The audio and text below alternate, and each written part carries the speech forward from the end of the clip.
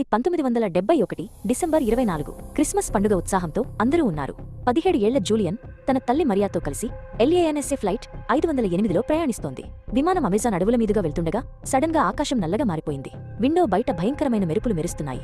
విమానం విపరీతంగా ఊగిపోతోంది. ఇక అంతా అయిపోయింది అని తల్లి మరియా భయంతో అరిచింది. జూలియన్ గుండె వేగంగా కొట్టుకోవడం మొదలైంది.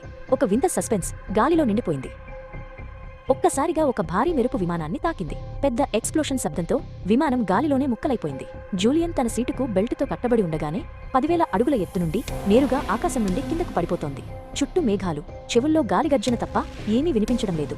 ఆమె ఒంటరిగా ఆ అంతులేని శూన్యంలో పడిపోతూ స్పృహ కోల్పోయింది. మరుసటి రోజు ఉదయం జూలియన్ కళ్ళు తెరిచేసరికి ఆమె దట్టమైన అమెజాన్ అడవి నేలపై ఉంది. వర్షం కురుస్తోంది. ఆమె సీటు ఒక పారాచూట్లా పనిచేసి ఆమె ప్రాణాలను కాపాడింది. కాని ఆమె ఒంటి నిండా దెబ్బలున్నాయి. ఒక కన్ను వాచిపోయి ఉంది. చుట్టూ చూస్తే కేవలం చెట్లు, వింత పక్షుల అరుపులు. నేను బతికే ఉన్నానా? ఇదంతా కలనా అని ఆమె తనని తాను ప్రశ్నించుకుంది. అమ్మా అని జూలియన్ గట్టిగా అరిచింది. కాని దట్టమైన అడవి నుండి ఎటువంటి సమాధానం రాలేదు. ఆమెకు అర్థమైంది, ఈ డేంజరస్ జంగిల్లో ఆమె ఇప్పుడు పూర్తిగా ఒంటరి. తన తల్లి కోసం, ఇతర ప్రయాణికుల కోసం వెతికింది కాని ఎక్కడా ఆచూకీ లేదు. తన వద్ద ఉన్నది కేవలం ఒక చిన్న స్వీట్ల ప్యాకెట్ మాత్రమే. భయం ఆమెను చుట్టుముట్టినా బతకాలనే పట్టుదల ఆమెలో పెరిగింది. జూలియన్కి తన తండ్రి హన్స్ చెప్పిన ఒక సర్వైవల్ టిప్ గుర్తుంది. అడవిలో దారి తప్పితే ఎప్పుడూ నీటి ప్రవాహాన్ని వెంబడించు. చిన్నవాగు పెద్ద నదిగా మారుతుంది. నది దగ్గర మనుషులు ఉంటారు. ఆమెకు దగ్గరలో ఒక చిన్న వాగు, స్ట్రీమ్ కనిపించింది. ఆ నీటి గలగలలను అనుసరిస్తూ జూలియన్ తన ప్రయాణాన్ని మొదలుపెట్టింది. అడవిలో రోజులు గడుస్తున్నాయి. జూలియన్కి విపరీతమైన ఆకలి, అలసట. ఆమె కాళ్లకు చెప్పులు లేవు. శరీరంపై గాయాలు బాధిస్తున్నాయి. ఒక గాయంలో పురుగులు, మ్యాగాట్స్ పడటంతో నొప్పి భరించలేకుండా ఉంది. చుట్టూ మొసళ్ళు, విషపూరితమైన పాములు ఉన్నా ఆమె ధైర్యాన్ని కోల్పోలేదు.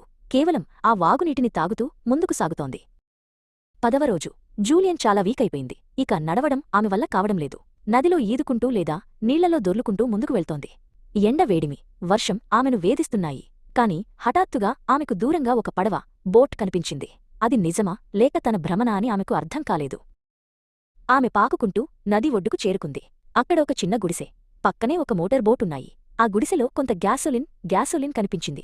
జూలియన్ తన తండ్రి చెప్పినట్లు ఆ గ్యాసోలిన్ను తన గాయంపై పోసుకుంది. దానివల్ల పురుగులు బయటకు వచ్చాయి. ఆ విపరీతమైన మంటను భరిస్తూనే ఆమె ఆ రాత్రి ఆ గుడిసెలోనే నిద్రపోయింది. మరుసటి రోజు ఉదయం ఆ గుడిసె యజమాని అయిన కెరో అనే వ్యక్తి తన స్నేహితులతో కలిసి అక్కడికి వచ్చాడు. అడవి మధ్యలో రక్తంతో తడిసిన బట్టలతో ఉన్న జూలియన్ను చూసి కెరో షాకయ్యాడు.